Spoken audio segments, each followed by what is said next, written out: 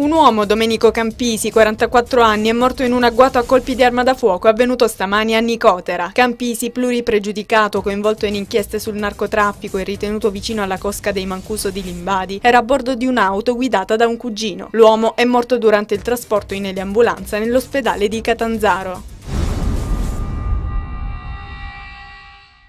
E di 11 arresti e 33 denunce a piede libero il bilancio della maxi operazione dei carabinieri del comando provinciale di Imperia, in manette con le accuse di spaccio di stupefacenti, usura e detenzione illegale di armi. Sono finiti 10 uomini e una donna, alcuni di loro sarebbero legati alle cosche dell''ndrangheta che operano nel ponente ligure.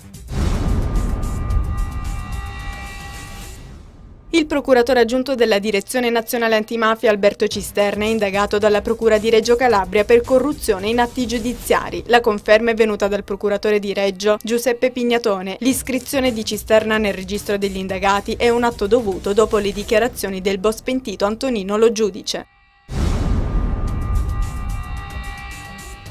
Si sente abbandonato dalla Chiesa e dal suo ordine ed invoca l'intervento del Vaticano. Padre Fedele Bisceglia, l'ex frate accusato di violenza sessuale ai danni di una suora insieme al suo segretario Antonio Gaudio. Tra le lacrime, Padre Fedele ha ricordato che a distanza di 47 anni dalla mia ordinazione sono stato privato dei ministeri del sacerdozio.